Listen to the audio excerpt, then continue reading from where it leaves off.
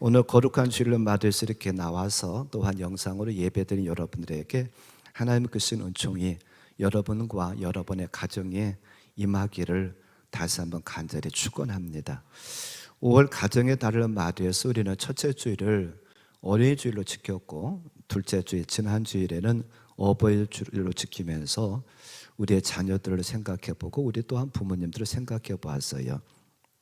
오늘은 사실은 청년 주일인데 또한 달력에 보면 21일이 부부의 날입니다. 그래서 저는 오늘 말씀의 제목을 행복한 부부라고는 그런 제목을 가지고 특별히 부부를 좀 생각해 보려고 그래요. 하나님께서 이 땅에 만드신 기관이 두 기관이 있습니다. 첫째는 가정입니다.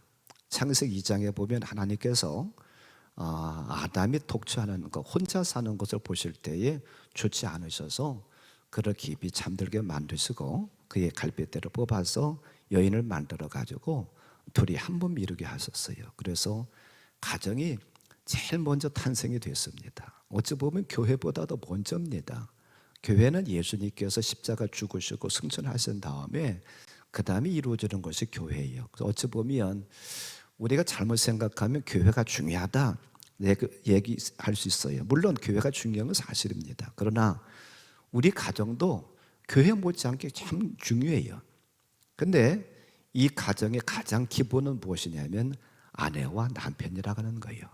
남편과 아내, 이 둘이 어찌 보면 가정의 가장 기본이고, 가정의 두 기둥이 남편과 아내예요. 그래서 우리의 자녀들이 가정에서 잘 자라려고 해도 남편과 아내가, 부부가 건강해야 되고 잘 서 있어야 되고, 또한 우리가 우리의 부모들에게 순종하고 효도하는 것도 부부가 잘 서 있어야 가능합니다. 그래서 부부의 날도 앞두고 있고, 그래서 저는 오늘 행복한 부부라고는 그런 제목을 가지고 우리는 남편은 어떤 역할을, 아내는 어떤 역할을 해서 행복한 가정을 만들어야 되겠는가 함께 생각해 보면서 은혜를 나누려고 해요. 여러분들 결혼하면서 많은 분들이 그 하나님 앞에서 대부분도 여러분들이 믿는 식으로 결혼을 하고 목회자를 주례자로 세워가지고 여러분들이 대부분 결혼을 많이 하셨을 텐데, 여러분들이 그 결혼식에서 서약한 게 있을 겁니다. 그 서약들이 오늘 말씀을 통해서 다시 한번 회상이 되기를 바라고 그 다짐을 다시 한번 할 수 있는 기회가 되기를 바라요. 저도 오늘 말씀을 준비하면서 이게 저도 주례를 부탁받는다 그러면 주로 하는 말을 가지고 이게 오늘 말씀을 준비했으니까 말씀을 듣는 가운데 다시 한번 부부의 역할을 깨닫고 남편은 남편으로서 아내는 아내로서 역할을 바로함으로 저와 여러분의 가정이 행복한 가정, 복된 가정, 그래서 우리 가정을 만드신 하나님께 영광이 되고 우리가 행복하게 사는 것이 하나님을 영화롭게 하는 것이고 하나님을 기쁘시게 하는 거예요.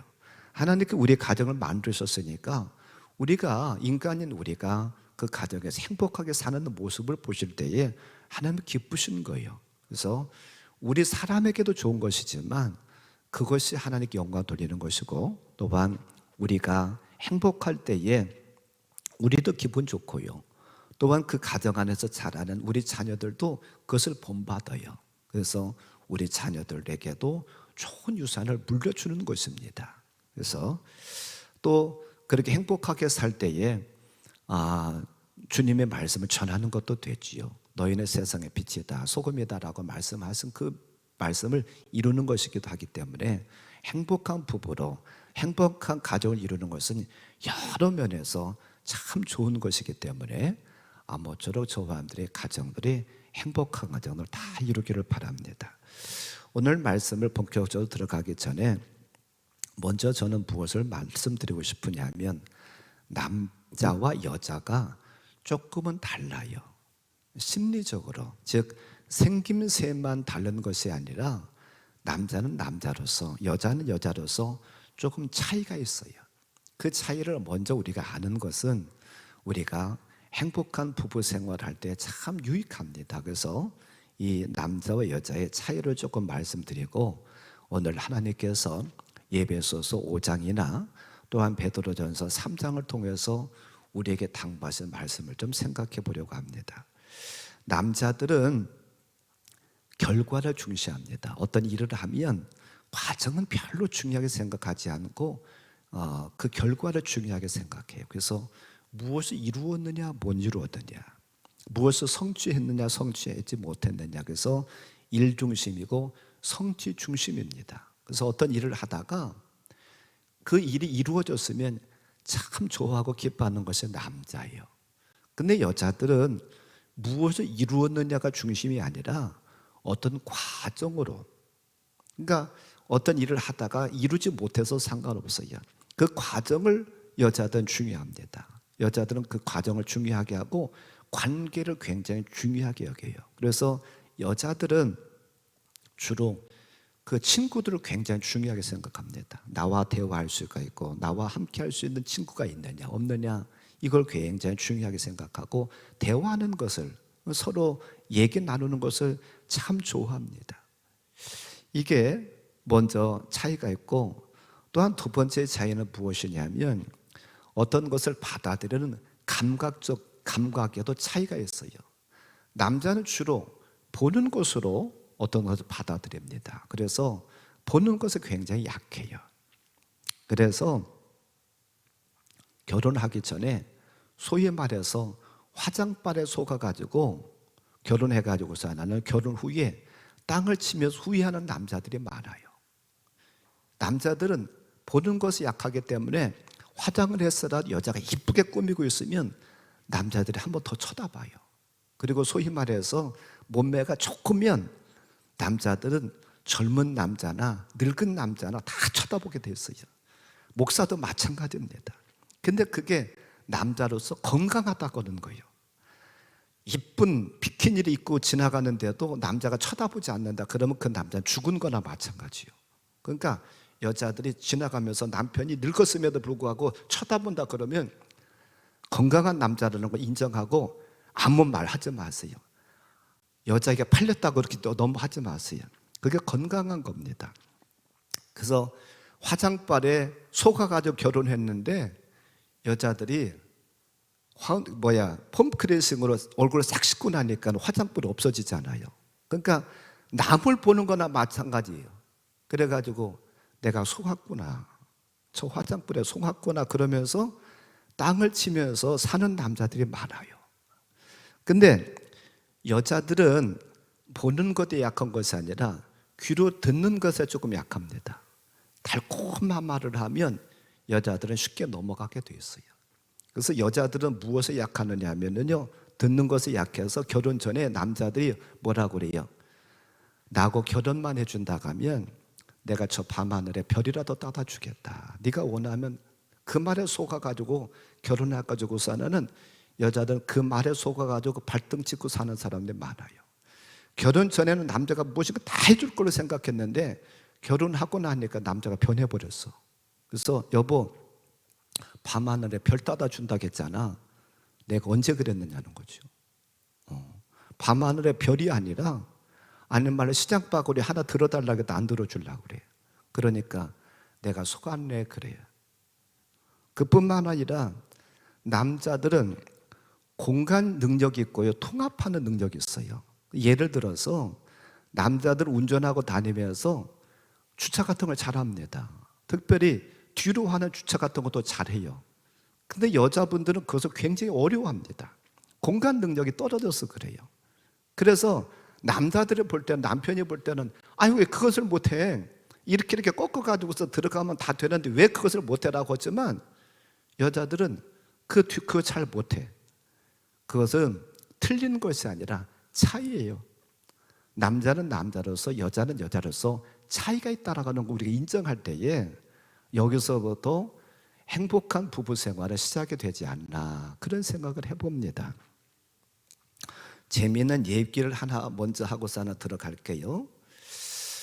결혼을 생각하면서 교제하던 청춘 남녀들이 있었어요. 그래서 오래된 얘기인데 지금이야 뭐 화상통화를 하고 하지만 옛날에는 다 편지로 주고받았잖아요.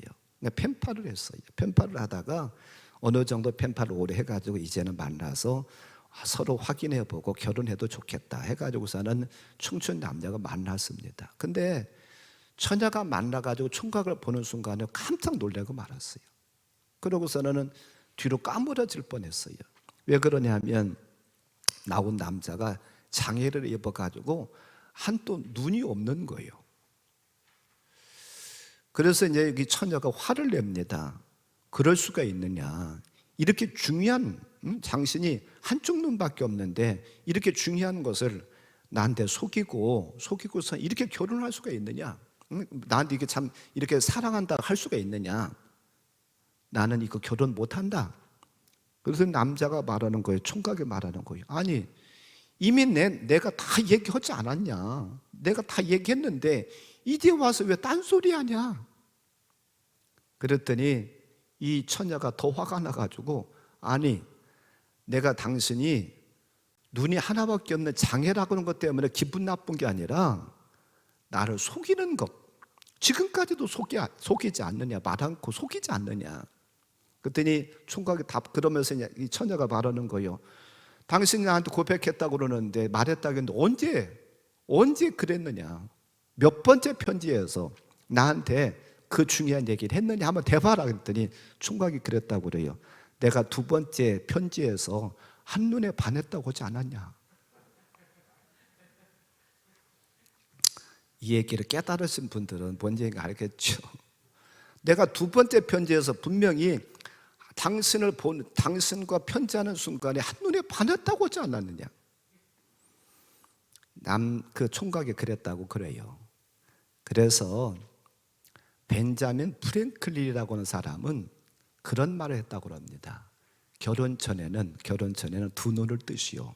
그러나 결혼 후에는 한 눈만 뜨시오. 벤자민 프랭클린이라는 분이 그런 말을 했다고 그래요.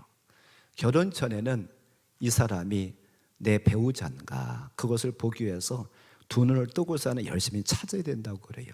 그런데 결혼하고 나면 한쪽 눈은 감고 살으래요. 왜요? 당신이 나와 결혼해 준다고 하면 내가 결혼 후에는 한 눈만 뜨고 살겠소. 그런 의미로 한 눈만 뜨라는 거예요. 그래서 그분은 진정한 윙크의 의미는 당신이 나와 결혼해 준다고 하면 이제는 결혼 후에는 한 눈만 뜨고 살겠습니다. 그런 의미로 윙크를 한다고 그래요. 지금 부부들이 같이 앉았으면 서로 마주보고 한번 윙크를 해보라고 하고 싶은데 여기서 옆에 보고 잘못했다가는 큰일 날 것 같아가지고 여기는 못하니까 이따 집에 돌아가서 여러분들이 부부간에 서로 마주보고 한번 해보세요. 한번 윙크 해보면서 당신 나하고 결혼해 줬었으니까 이제는 한 눈만 뜨고 살게. 그런 다짐으로 한번 윙크를 해보세요. 우리는 거꾸로 하고 살려고 그러는 것 같아요. 그냥 결혼 전에는 달콤한 말이라든지 그냥 화장을 해서라도 아닌 말로 도배를 하고 나왔어도 그걸 보고 선택을 했는데 결혼하고 나가지고 그냥 두 눈을 뜨는 것 같아요. 거꾸로 하다 보니까 우리 가정에 또 문제가 생기기도 하고 갈등이 생기기도 하는데 이왕에 결혼했으니까 저와 여러분들은 한 눈은 감고 사세요. 그게 서로 좋아요. 그래서 먼저는 남자와 여자의 차이가 있다라는 것을 먼저 생각하면서 오늘 말씀을 좀 생각해 보려고 하는데 에베소서 우리가 같이 보았던 5장 말씀에 보면 하나님께서 먼저는 아내들에게 당부합니다. 뭐라고 당부하느냐 하면 남편에게 복종하라. 남편에게 복종하라. 여기 지금 에베소서 5장에서 뿐만 아니라 베드로전서 3장 1절에서도 거의 비슷한 말씀을 하고 있어요. 이 베드로전서 3장 1절 말씀 같이 한번 볼까요? 아내들아 이와 같이 자기 남편에게 순종하라. 이는 혹 말씀을 순종하지 않는 자라도 말로 말미암지 않고 그 아내 행실로 말미암아 구원을 받게 하려 함이니. 아멘. 여기서는 순종하라라고 말하고 있어요. 그러니까 에베소서 5장의 말씀에서는 남편에게 복종하라. 또한 베드로전서 3장에서는 남편에게 순종하라. 자, 여기서 지금 복종하라고 그러는데 어디까지 복종하라고 그러느냐 하면 예수님께 우리가 예수님의 말씀에 순종하고 복종하는 것처럼 아내가 남편에게 순종하고 복종하라라고 말하고 있어요. 그럼 여러분 기분 나빠할 줄로 몰라요. 여성분들은 아내들은 기분 나쁠 수도 있어요. 아니 똑같은 인간인데 똑같은 사람인데 어떻게 남편한테 복종하라고 그러느냐, 어떻게 남편을 순종하라고 그러느냐. 복종할 만해야 순종할 만해야 하지. 그럴 수 있지만 어떻든 성경에서는 복종하라 순종하라 라고 말씀합니다. 저는 이 말씀을 이렇게 바꾸고 싶어요. 복종하라 순종하라는 말씀을 그를 존중히 여겨라, 귀하게, 남편을 귀하게 여기고 그의 길을 살려주라, 이렇게 말하고 싶습니다. 제가 조금 전에 남편과 아내의 차이를 말씀드렸어요. 남자는 일중심적이고 성취중심입니다. 그리고 또한 남편은 공감 능력이 있다라고 말씀드렸습니다. 거기에 보면 남편은 일중심입니다. 성취중심이에요. 그렇기 때문에 어떤 것을 성취하고자 하는 그런 욕구가 강력한 것이 남편입니다. 남자입니다. 그렇기 때문에 그 가정에서도 남편의 길을 살려주고 남편을 존중하게 여겨서 남편을 아닌 말로 떠받들어 줘야 밖에 나가서도 일을 잘 할 수가 있어요. 아닌 말로 집에서 기가 살지 않고서 남편을 떠받들어 주지 않고서는 속된 말로 무시한다고 하면 남편은 기가 꺾여가지고서 하나는 제대로 일을 할 수가 없습니다. 여러분들이 힘들고 어려워도 아내들은 남편을 존중하세요. 남편의 길을 살려주세요. 탈무드에 보면 유대인들이 성경 다음으로 많이 읽는 책이 탈무드입니다. 그 탈무드에 보면 이런 말씀이 있다고 그래요. 남편을 왕으로 대접하라. 왕으로 대접하라. 그리하면 왕비가 될 거다. 이게 무슨 얘기입니까? 남편을 왕으로 대접하라는 거예요. 그러면 왕과 사는 나는 뭐가 되는 거예요? 당연히 왕비가 되지요. 근데 반대로 남편을 종으로 여겨. 내가 짓밟고 내 하인 부리듯이 종 부리듯이 하면은 나는 뭐가 되는 거예요?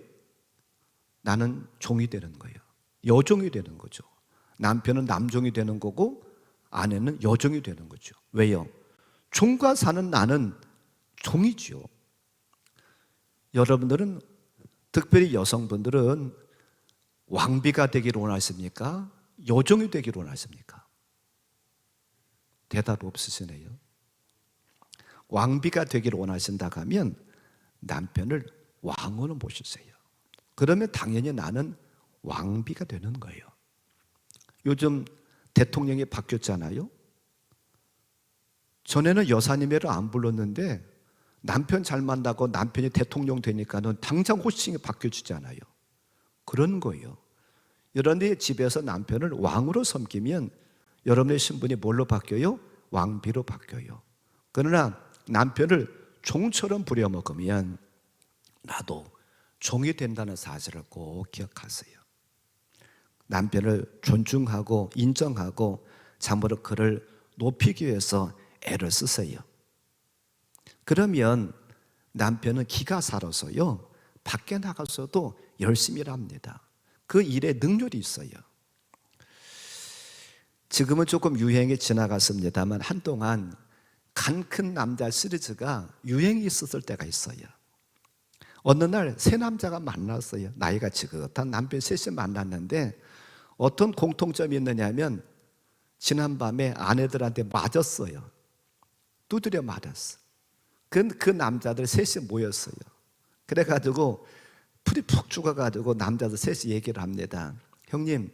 형님은 어제 저녁에 왜 형수한테 맞았어요? 물어봤더니 제일 나이 먹은 형님이 뭐라 그러냐면 이런 얘기를 하는 거예요. 나는 어제 아침 일어나가지고서는 마누라한테 밥 차려달라고 했더니 그냥 두드려 패더라고. 어제 맞았어. 그랬더니 다른 남편들 하는 말이 맞짓짓을 했네 형님. 어떻게 아침 일어나서 형님이 직접 차려 먹어야지 형수님한테 밥 차려달라고 그래. 둘째한테 그럼 넌 왜 맞았냐? 그랬더니 예 형님 나는 어제 저녁에 집사람이 늦게 들어오더라고. 마누라가 늦게 들어오더라고. 그래서 어디 갔다 왔느냐고 내가 고개를 뻣뻣이 들고서 나는 물어봤지. 그랬더니 아내가 하는 말이 어디서 고개를 빳빳이 들고서 나는 내가 나갔다 왔는데 늦게 들어왔느냐고 어디 갔다 왔냐 묻느냐고 때리더라고. 그래서 나는 맞았다고 그러는 거예요. 그랬더니 다른 사람이 뭐라고 하냐면 형님 맞을 수 했네. 어떻게 아내가 밖에 나갔다 왔는데 어디 갔다 왔느냐고 물어. 강 큰 남자구만. 셋째한테 그럼 너는 왜 맞았냐 그랬더니 형님 나는 말도 말어. 오늘 아침에 그냥 눈 떴더니 눈 떴다고 맞았어. 두 남자들이 먼저 얘기한 두 남자들이 그 말에 위안받았대요. 그래도 나는 집에서 눈 떴다고 맞지는 않는다. 누가 꾸며낸 이야기겠지만은요, 이 말이 꾸며낸 이야기겠지만 어찌 보면 이 세태를 말하는 것이 아닐까. 남자들의 귀가 죽고 남자들이 가정에서 당하는 그런 것을 누가 풍자적으로 꾸며낸 이야기가 아닐까 그런 생각을 해봐요. 어느 정도 요즘의 세태를 잘 반영하지 않는가. 이래서는 안 되지요. 아닌 말로 남자가 눈 떴다고 때리면 돼요? 아닌 말 밥 차려준다고 때리면 되겠어요? 또한 어디 갔다 왔느냐고 늦게 들어오면 당연히 어디 갔다 왔느냐고 물어볼 수 있지요. 근데 그렇다고 이건 아니지요. 우리 가정에서 저와 여러분의 가정에서 남편의 길을 살려주세요. 남편을 존중하게 여기세요. 정말 우리 집의 가장이잖아요. 하나님께서 우리 집의 가장으로 질서를 위해서 가장으로 세워주시고 그 가장한테 순종하고 복종하라고 그러잖아요. 얼마만큼 순종하고 복종하라고 그럽니까? 예수님께 순종하고 복종하듯이 남편에게 그렇게 하래요. 그래서 여러분들이 그렇게 잘 할 수 있기를 바랍니다. 남편 어느 글에 보니까는요, 남편의 길을 살려주는, 남편을 이렇게 길을 살려주는 그런 말이 나오더라고요. 이걸 한번 자막에 지금 떴는데 이것을 한번 보면서요, 이것 중에 20가지가 나와요. 20가지가 있는데 이걸 가지고 여러분들이 최소한 한 가지 이상은 기억하고 가세요. 그래서 오늘 예배 마치고 돌아가서 한번 남편한테 해주든지 아니면 저녁에 차 한잔 마시면서 오붓하게 남편한테 한번 하든지, 그래서 남편의 길을 살려주길 바랍니다. 자, 첫 번째부터 20번째까지 한번 해볼 거예요. 한번 여자분들은 특별히 잘 한번 해보시고 이 중에 20가지 중에 꼭 하나는 기억하고 가셔야 됩니다. 자, 첫째로 여보 사랑해요. 자, 두 번째로는 내가 시집 하나는 잘 왔지. 자, 세 번째로는요, 여보 아이가 당신 닮아서 저렇게 똑똑한가 봐요. 자, 네 번째로는 당신이라면 할 수 있어요. 자, 그 다음에 다섯 번째로는 여보 내가 당신 얼마나 존경하는지 모르지요. 여섯 번째는요, 역시 당신밖에 없어요. 일곱 번째는요, 제가 시어머니 복은 있나 봐요. 여덟 번째는요, 푹 좀 주무세요. 아홉 번째, 이제는 좀 쉬었다 하세요. 열 번째는요, 여보 당신 곁에 사랑하는 가족도 있는 것 아시지요? 11번째, 당신만 믿어요. 12번째로는 당신 없이 저는 하루도 못 살 거야. 13번째로는요, 여보 고마워요. 14번째는 당신 언제 봐도 멋있어요. 15번째는요, 당신이니까 내가 이렇게 믿고 살지. 16번째는요, 당신은 다른 남자들하고는 질적으로 달라요. 17번째는요, 어떻게 그런 생각을 다 했어요? 18번째는요, 난 당신 정말로 자랑스러워요. 19번째는 당신을 위해 이렇게 꾸몄는데 나 괜찮아요? 20번째는요, 다시 태어나도 당신밖에 없어요. 아니라 해도 기다리게 해주세요. 다시 태어나도 여보 나하고 다시 태어나면 나하고 같이 살 거예요. 그러면 내가 비쳤다고 살아 그러지 마시고 다시 태어나도 나는 당신밖에 없어요. 이런 말을 할 때 남자의 기가 살아요.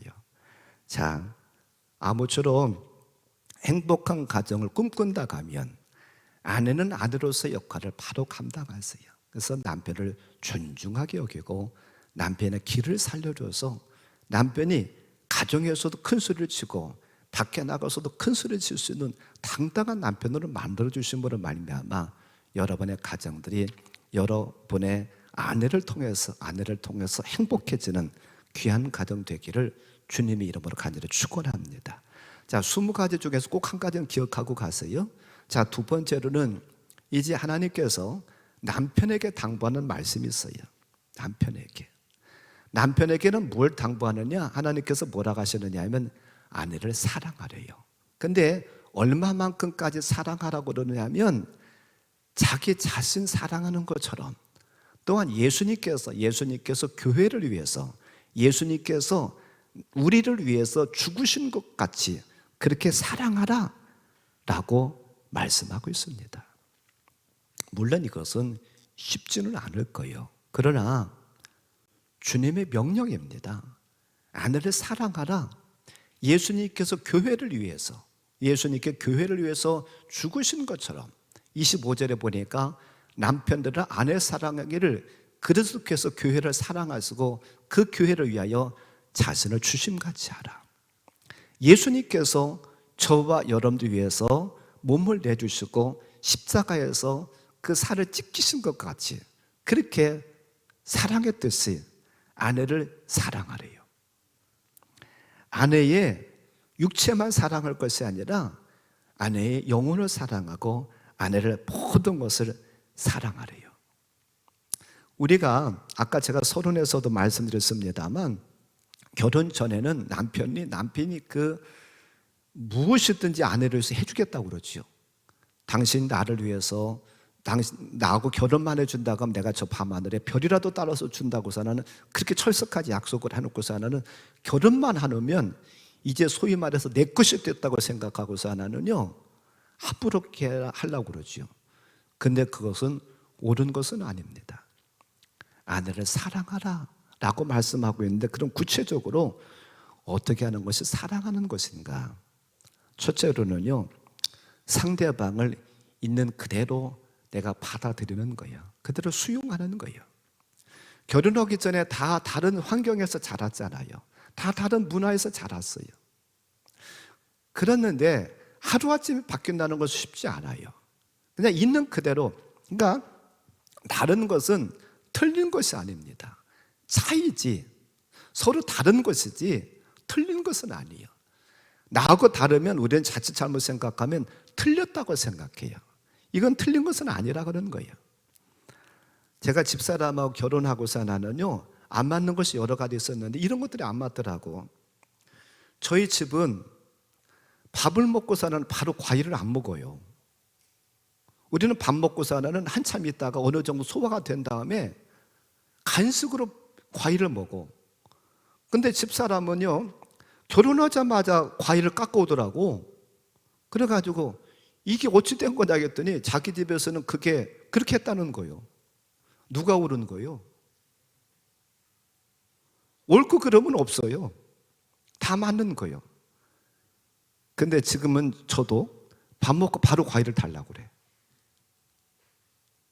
이건 서로 다른 것이지 틀린 것은 아니에요. 있는 그대로. 또 뭐가 있었느냐 하면 지금은 이 치약이 비닐 튜브에 들어서 있어가지고 어디를 짜든지 간에 잘 나오더라고요. 근데 저 어렸을 때는 이 알루미늄 호일 같은 데 들어있어가지고 이게 어디서 짜느냐에 따라가지고 이게 쭈그러지고 그래요. 저희 집은 끝에서부터 짜가지고서 하나 이렇게 돌돌 말아가지고 이렇게 저 치약을 썼었어요. 근데 집사람은 아니더라고. 그냥 중간에 꾹 짜더라고. 근데 내가 뭐라고 했어? 아니 이것을 끝에서부터 짜가지고서 써야지 왜 중간부터 쓰느냐. 그거 가지고 다퉜는데요 근데 지나놓고 보니 이것도 아무것도 아니에요. 왜요? 중간에서 짜도 쓰든지 끝에서도 짜도 쓰든지 다 쓰는 것은 마찬가지요. 그렇죠? 다 쓰기는 써. 중간부터 짰어도 끝에서부터 짰어도 다 써였어. 이것은 서로 다른 것이지 틀린 것은 아니에요. 그래서 아내를 있는 그대로 받아주는 것, 그것이 사랑이에요.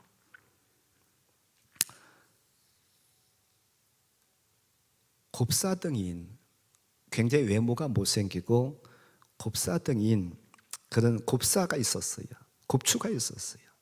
한 여자에게 반해가지고 그 여자에게 사랑 고백을 하고 싶은데 가서 문을 두드리면 여자가 잘 문도 열어주려고 하지도 않고 사랑 고백을 제대로 해야만이 이게 뭐 사랑이 될 텐데 이게 기회를 안 주는 거예요.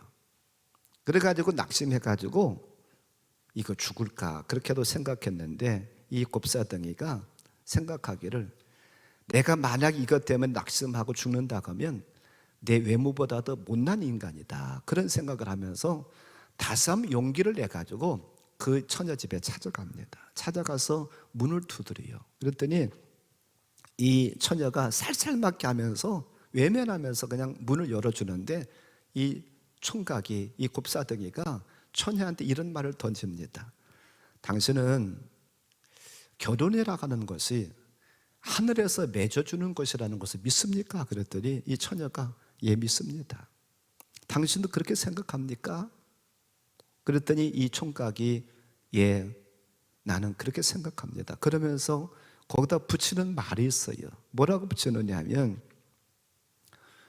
내가 이 땅에 태어날 때 하나님은 너의 미래에 아름다운 아내가 있을 것이다. 신부가 있을 것이다. 그런데 그에게는 곱사등이로 태어날 것이다. 그런 말을 주셨다는 거예요. 그러면서 그 총각이 계속해서 말을 이어가는데 이렇게 얘기를 합니다. 그래서 내가 하나님 앞에 이렇게 말씀드렸습니다. 하나님, 그것만은 제발 안 됩니다. 차라리 내가 곱사등이로 태어날 테니까 나의 미래의 신부에게는 그냥 건강하게 태어날 수 있도록 해주세요. 그래서 하나님은 내게 곱사등이로 태어나게 하셨다. 그리고 미래의 신부에게는 건강하게 태어나게 하셨다. 그 말을 들은 이 처녀의 마음이 녹아졌어요. 그래서 이 처녀가 마음의 문을 열고 이 곱사등이와 결혼했다고 그러는데 이것은 누구의 이야기냐면요, 독일의 작곡가인 멘델스존의 독일의 그 유명한 작곡가인 멘델스존의 할아버지인 모세 멘델스존과 그의 헌신적인 아내였었던 푸름체라고는 여인의 실제 있었던 이야기라고 그래요. 그러니까 아내의 어떤 잘못된 모습을 혹시라도 본다고 하면 이 모세 멘델스존처럼 저것은 내가 겪어야 될 일이었는데 내 아내가 겪은 일이다. 저 못난 부분들은 사실 내가 가지고 태어났어야 될 텐데 내 아내가 가지고 태어났다라고 한다고 하면 어떻게 돼요? 이해할 수가 있겠죠. 받아들일 수가 있겠죠. 이게 거꾸로 되면 안 되죠. 그래서 사랑한다고 하면 아내를 있는 그대로 받아들이길 바랍니다. 단점도 약점도 어떤 잘못된 부분들도 혹은 죄악들도 다 감수하고 받아들이기를 바랍니다. 그게 사랑하는 거예요. 두 번째, 사랑한다고 하면요, 대화가 필요하다는 거예요. 사랑이 식어지면 대화가 뜸해집니다. 사랑한다고 하면 대화를 많이 하세요. 대화라고 하는 것은 우리가 잘못 생각하면 내 할 말만 한다라고 생각하지만 사실은 들어주는 겁니다. 내 할 말도 하고 들어주는 거예요. 물론 아내하고 대화하기가 쉬운 건 아니에요. 참 어려워요. 왜 그러냐면 이게 심리가 다르기 때문에 그래요. 아까도 말씀드린 것처럼 남자들은 일중심이기 때문에 그냥 정보만 제공을 해요. 정보만 얘기를 하면 끝이에요. 남자들은 별로 대화할 게 없잖아요. 근데 여자들하고 대화 보면은요, 별것을 다 기억하고 있어. 뭐 언제 뭘 했고 별것을 다 기억하고 있어. 저도 지금은 이제 집사람이 좀 그 얘기를 하는데요, 애들 태어날 때 제가 병원에 없었다고 한동안 얼마나 얘기를 하는지요. 제가 한 번은 지방애 때문에 지방에 갔는데 어떻게 애가 태어나가지고 제가 못 갔었고 그러는데 그걸 그렇게 얘기를 하더라고요.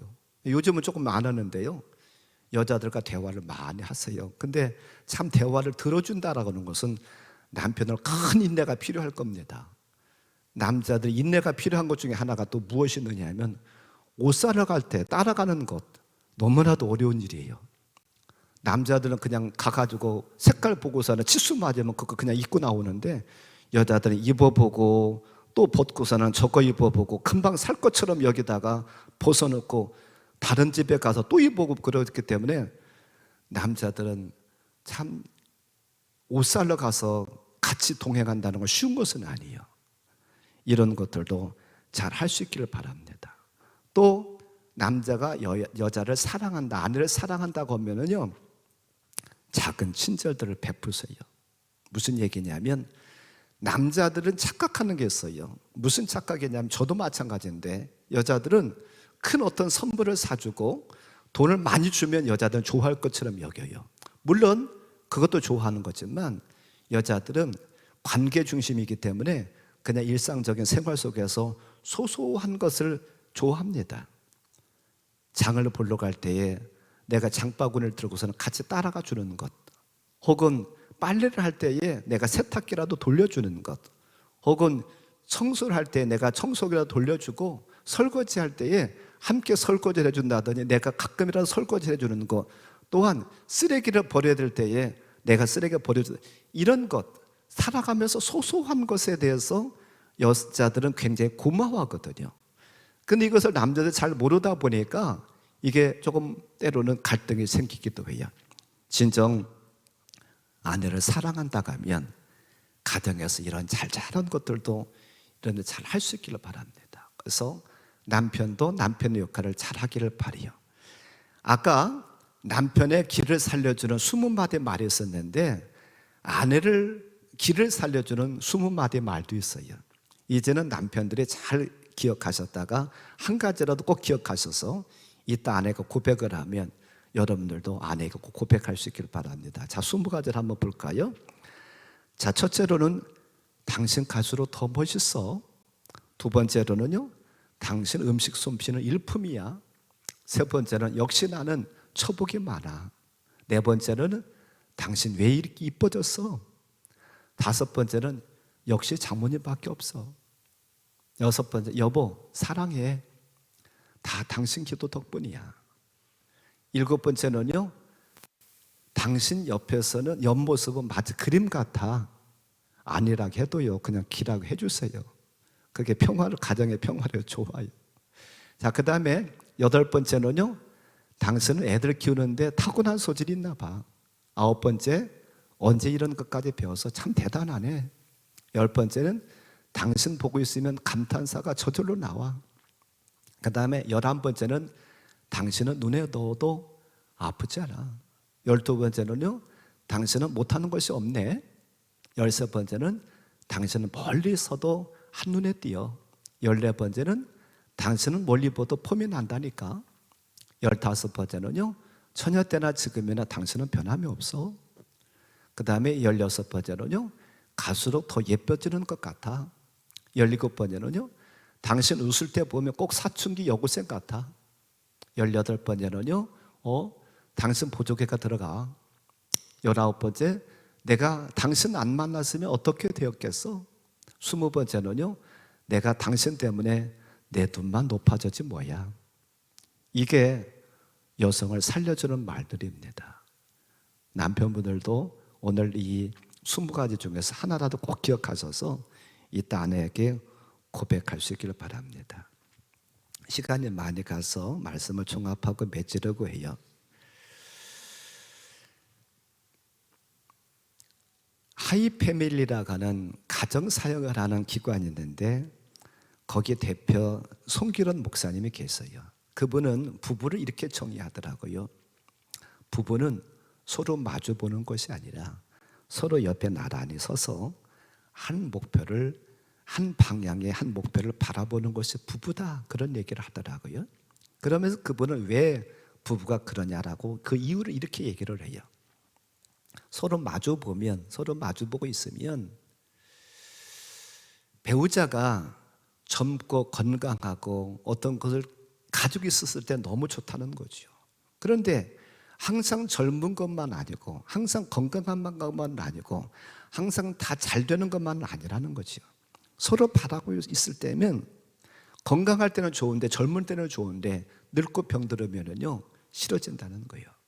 그러나 서로 부부가 서로 옆에 서서 한 방향을 바라보고 그 방향을 위해서, 그 목표를 향해서 나아가면 젊을 때나 늙었을 때나 건강할 때나 혹은 아플 때나 서로 실증나지 않는다는 거죠.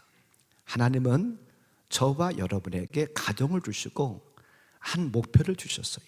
그 목표가 무엇이냐면 행복한 가정을 이루는 것이고, 저와 여러분의 가정을 통해서 하나님 앞에 영광 돌리는 것, 이것이 하나님께서 저와 여러분들에게 주신 목표입니다.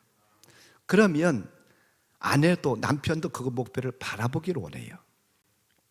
남편도 남편으로서, 아내도 아내로서 역할을 바로 감당함으로 말미암아 하나님이 저와 여러분의 가정을 보실 때에 흐뭇하게 보실 수 있는 그런 가정을 만들기를 바랍니다.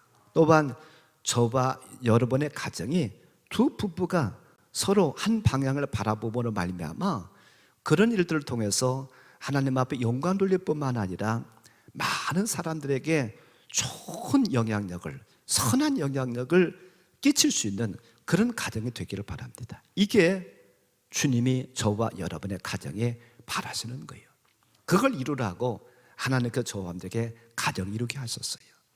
이 사명이 우리에게 있다는 사실을 꼭 기억하면서 아내는 아내로서, 남편은 남편으로서 역할을 본분을 다함으로 말미암아 귀한 가정을 만드시기를, 그러므로 말미암아 하나님을 기쁘시게 하고, 또한 그 가정 안에서 살아가는 우리 모두가 기분 좋고, 또한 그런 것을 바라보는 우리의 자녀들에게도 좋은 영향력, 우리 이웃에게도 좋은 영향력을 끼칠 수 있는 저와 여러분들 가정 되시기를 주님의 이름으로 간절히 축원합니다.